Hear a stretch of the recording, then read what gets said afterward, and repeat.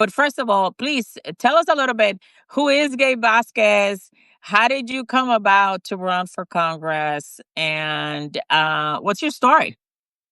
Yeah, thank you so much for having me today. I really appreciate it. It is a busy day here on the Hill. For all the wrong reasons, I'll say that. This is one of the most consequential, votes in American history. I think, considering the massive cuts that are being proposed by House Republicans and House senators. But look, let me first start off with a little bit of an introduction. My name is Gabe Vasquez or Gabriel Vasquez. My family still calls me Gabi at home. But my family comes from Central Mexico, from del estado de Zacatecas. My grandfather was a farmer, a rancher. He lived in a little town called El Remolino, and like most good Hispanic Catholics, had a big family. He had 10 kids, Oh my and gosh. yeah, 10 kids. They don't do that too much anymore. But My mom is one of 14, so one of I 14, know what you're saying. big family, and so my grandpa had to find other opportunities, like a lot of families have. They came to the border, La Frontera here in Ciudad Juarez, El Paso, Las Cruces. So my family kind of established itself in that area, and my grandpa started out as a letter carrier, working for the Juarez municipality, and then ended up teaching himself how to fix TVs, repair broken microwaves and TVs and other appliances. And he built his house for my grandma and for his kids right on the Chavena in Juarez, right across from the U.S. border. So I grew up having a view of the United States from my grandpa's TV repair shop, and all my uncles, all my tios and tias, they all worked there. So you had to kind of learn the family trade, and I was the first to be born in the United States from that family of 10 that my grandfather brought to the border. So, I always felt very privileged, and always thought about the sacrifices that my abuelo, my abuela made for me to have an opportunity at both citizenship, but also, an opportunity to get an education, a chance to make something of this American dream that so many people talked about. And I was the first to be able to kind of reach that dream in my family. So never thought I'd be in politics or in Congress. I grew up in a very working class environment. I had a job since I turned 16. I mean, as soon as I turned 16, I already had a job lined up for me, working at a grocery store as a bag boy. I worked pretty much my whole life, doing everything from selling vacuum cleaners door to door, working the chili plants in Deming, New Mexico, destemming and deseeding chilies. I worked in retail, fast food restaurants, you name it. And it was a way for me to put in a little bit into my own education, to have the opportunity to honor those sacrifices my family made was important to me. And it started with an education at New Mexico State University, home of the New Mexico State Aggies. But again, politics were still never in my future. It was something that came to me from volunteering at local nonprofits, food kitchens, later on downtown redevelopment organizations. I was the director. I ended up being the director of the Hispano Chamber of Commerce in Las Cruces, because I wanted to help small business owners, just like my abuelo, be able to have opportunities to build wealth for their families, just the same way that my mom did for us, and to have a roof to live under, to have health insurance, all those things. So through those experiences, I got to meet a lot of members of my community, and figured out I could do more, and do more in public service. So I ran for the local city council, where I beat a Tea Party Republican with about 70% of the vote in my first election in the local city council, representing the poorest district in the city. From there, went on to run for Congress, and this is a district that's been Republican held for the better part of the last 50 years or so, and it was going to be a tough race, and I knew that. But I love a challenge. I like a good challenge, and so I won by 0.6%. I was one of those surprise seats in 2020, 2022, when people didn't think that we could win this seat back. And now I'm going into my second term. So I won my last election by about 4 points, 10,000 or so votes. And look, I still represent a Trump district. It's a big district. Southern New Mexico is huge. My district's about as big as the state of Pennsylvania. But I believe firmly and strongly in the American dream. I know that it's possible. I know we can still achieve it. We've got a lot of work to do. But I feel that I represent the values of my district. I represent the working class, and I'm still not rich, still not wealthy. I don't own stocks. I don't trade stocks in Congress. If I wasn't doing this, So you're not a big beneficiary of the Trump tax cuts. oh no, not nobody that I know is nobody in my circle, my family or my friends. Nobody stands to benefit from this big ugly bill that I know, and that's mostly Mexicans. That's the majority of my voters. I don't think there's a single billionaire in my district. Maybe there might be a few in Santa Fe and Taos, but certainly not in Las Cruces and not in the South Valley of Albuquerque.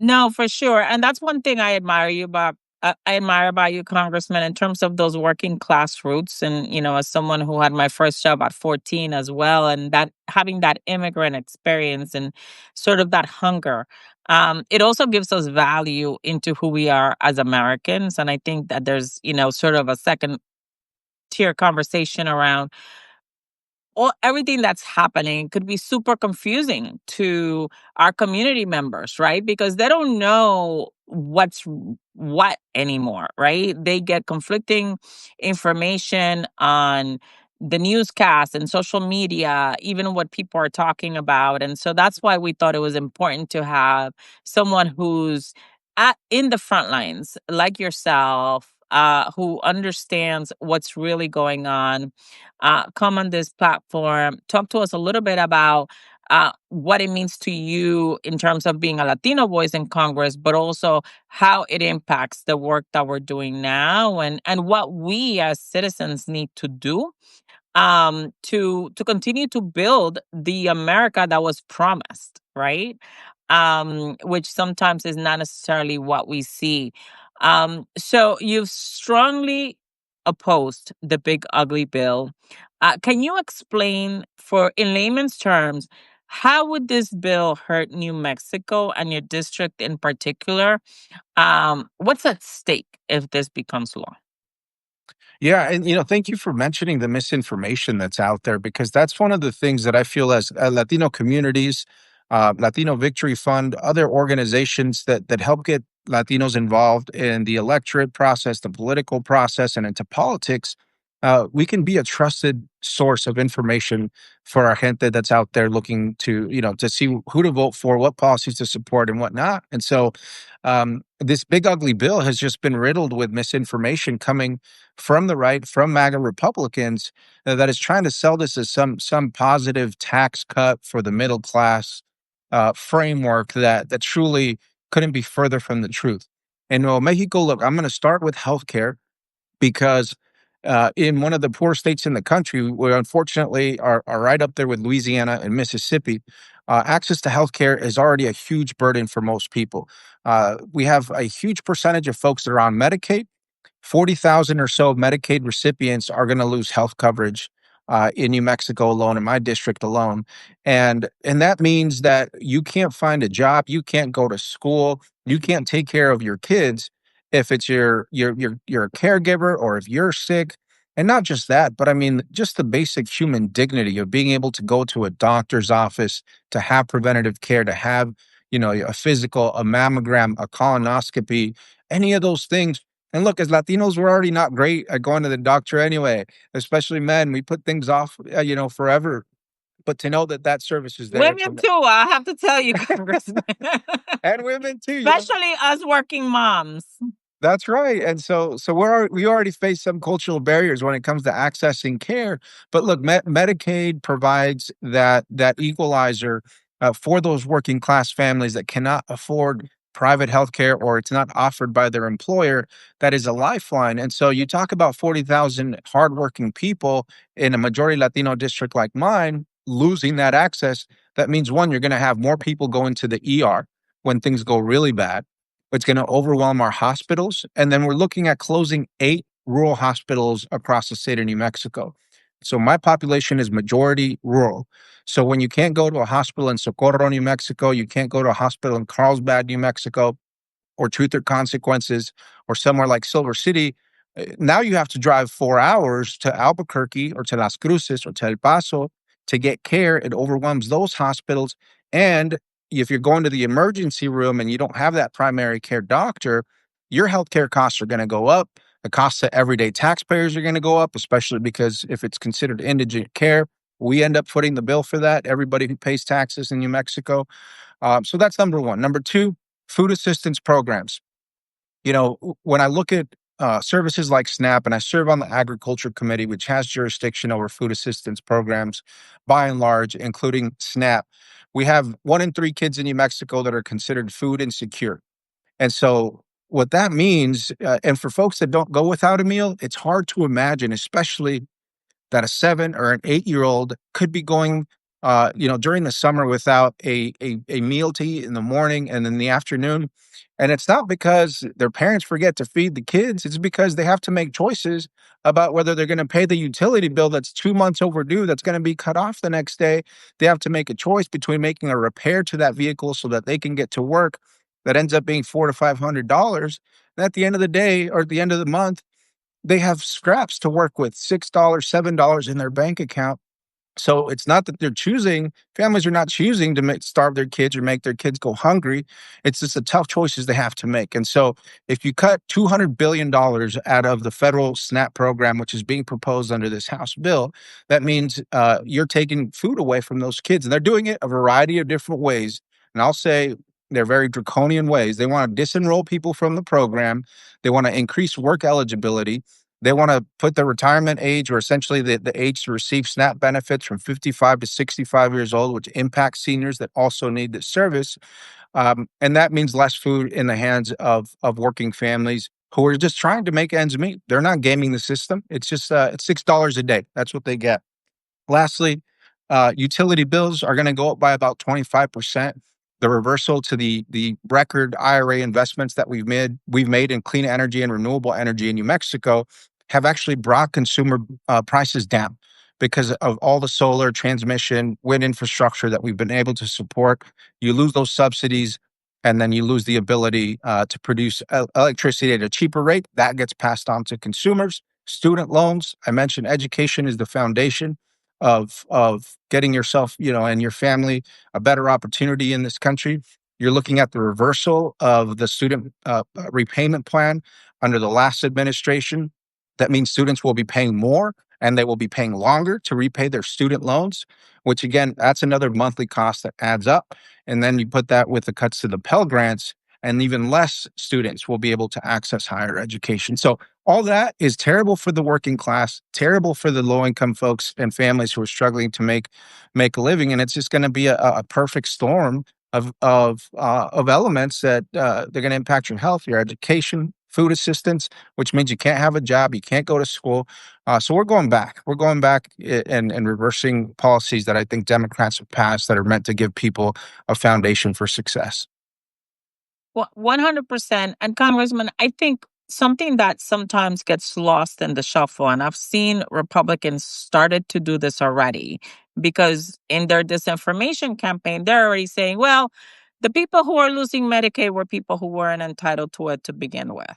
The people who are losing SNAP also should not be getting it. And so they make this about us versus them, but the reality is that everyone is impacted. And I think that's the part that the American public somehow misses sometimes, that we need to be very intentional about getting information out to the public on this, right? So, for example, we know that a majority of people who are on Medicaid are actually working folks who Hmm. unfortunately maybe have jobs that don't give them the kind of health care that they need.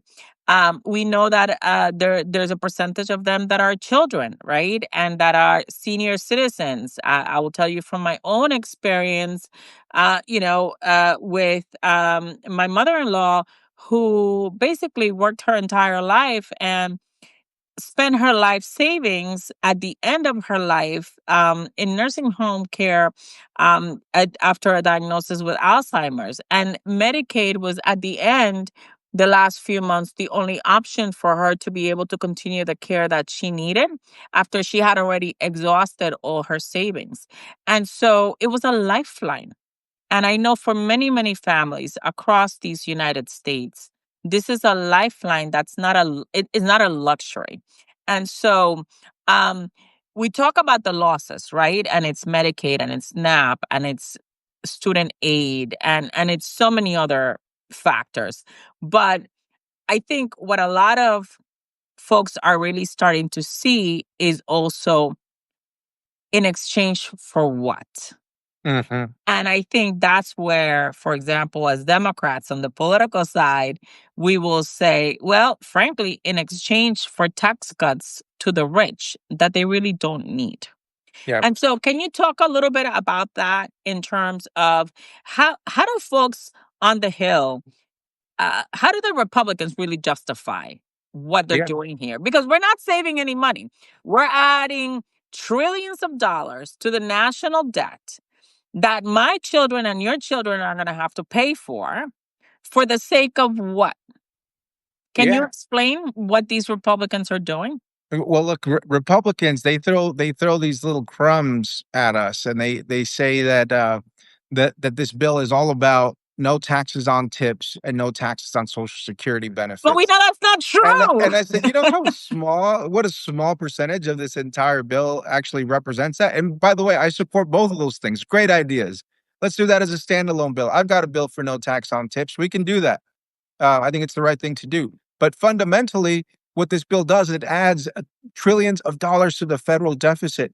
I remember as a kid watching the deficit clock on the news on TV keep going on and on when I think Bill Clinton was in office, and I said, "Wow, well, that's There not was good." one in Union Square in New York Is City. it? Yeah, Actually, yeah. now that you mention it. I remember watching that, right? And then even when you come here to Congress and you have, the Freedom Caucus of the Republican Party dig their heels into this, we're not going to support any bill that doesn't balance the budget, that doesn't have um, the proper mechanisms in place and pay. They call it the pay for essentially to be able to justify any spending in government. Okay, that's a principled position that they choose to take, and at the end of the day, they all cave on this $1 trillion tax cut for the wealthiest.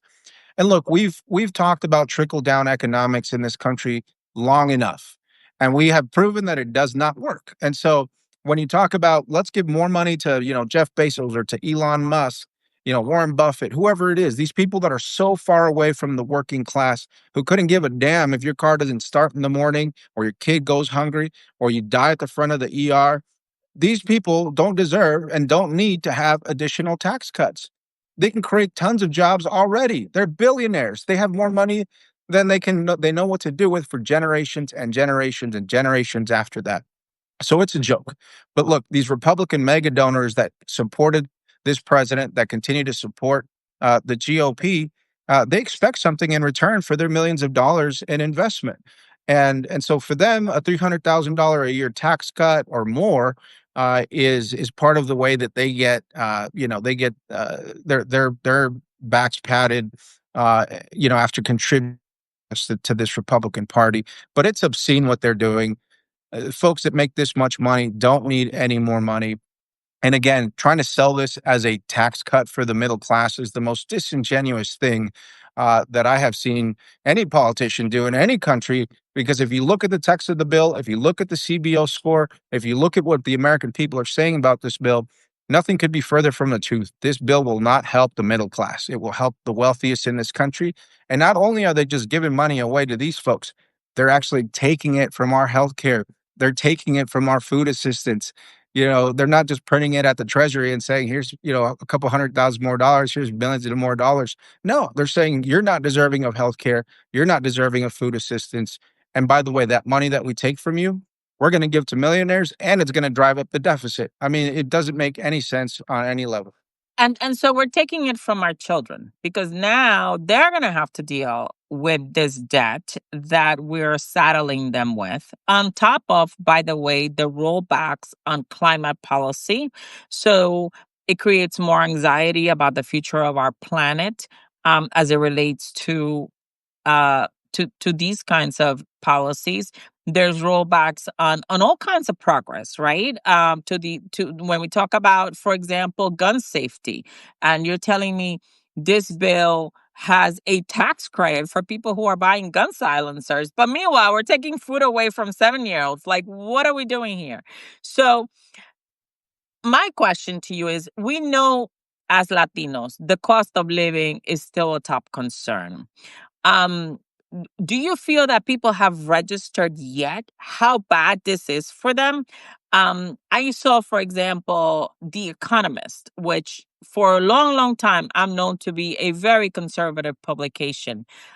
We know that they are also concerned. Elon Musk is putting out information about the debt and the deficit and how this is terrible for our economy. The bond markets are reacting in terms of the future of the United States as an economic power. So, is this something Latinos are reacting to yet? And by the way, what's happening on the floor? Is there something we could still do to stop this thing? Yeah, I mean, great question. Look, part of the strategy for the Republicans in this bill is that many of these cuts and these rollbacks are not going to take effect until after the 2026 election. And so these impacts are going to be sustained and increase over time. And that's really what's going to hurt people in their pocketbooks, because as things get more expensive, it might be in year 3 or year 4. They might lose their healthcare coverage 2 years from now. And so immediately after this bill passes, a lot of people might just say, "Hey, things haven't gotten any worse." Well, sure, maybe they haven't, but let me ask you this: So to we're all crying Latinos, wolf. yeah, so, and that's part of their plan, right? But I'll say this, to especially to Latinos across the country: has your life gotten any better under Trump? Because what I have seen is that we have gotten more divided as a country. You got neighbors looking over the bushes and over the fence to see where the undocumented people are at, so they can report them to ICE. You got people that are afraid to go out to the grocery store. You've got increased prices in at the grocery store and your utility bills. And so I understand if people supported an economic agenda or a policy from this administration that they thought was going to make their life better, because many Latinos did. And I totally understand that. And that includes in my district, but it hasn't gotten any better, and it's only going to get progressively worse. And so, for folks that are out there trying to make a living, look, not everybody can be the boss. There's got to be workers in this country. We're an economy that's based on workers. You cannot build cars without workers. You cannot run a business without workers. You can't run a hospital, a restaurant, a small business without workers. And so those workers deserve a chance to have some level of dignity, housing, healthcare, the basic standards of living.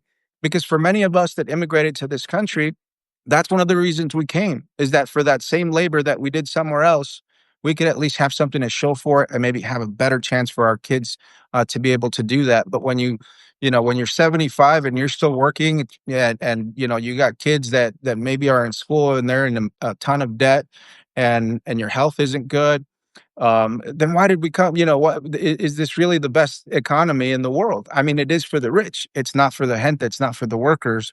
And so we can't just say we have the best economy in the world. Do we have the best worker conditions in the world? Do we have the best overtime policy in the world? Do we have the best retirement plans and the best healthcare system in the world? Those should be the measures under which we judge ourselves, not how many rich people do we have and how is Wall Street doing today and how's it doing tomorrow. And so the fact that a lot of these folks are being scared in the bond markets on Wall Street is because it's going to impact the workers, the labor force, the production value of these companies. That's why they're scared, and that's why they're waving that flag for us to see. And so every indication is we're going to go in this direction. If Republicans can get this bill across the finish line, they have a vote open right now that they haven't closed because they can't get the votes. And so as we speak, the president is trying to strong arm some members of the Republican Party to vote for this bill that actually have come out in opposition, because this bill doesn't cut enough. It's not bad enough for them. And so, look, I don't care if this bill dies because of that. I just want to make sure that this bill does not see the light of day ever again.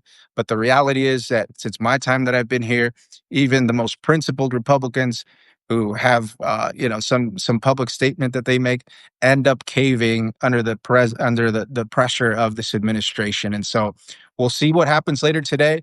But I'm not hopeful that folks will actually represent their constituents, that they'll have working families in mind when they make this decision. What they will have in mind is whether they piss off Donald Trump or not.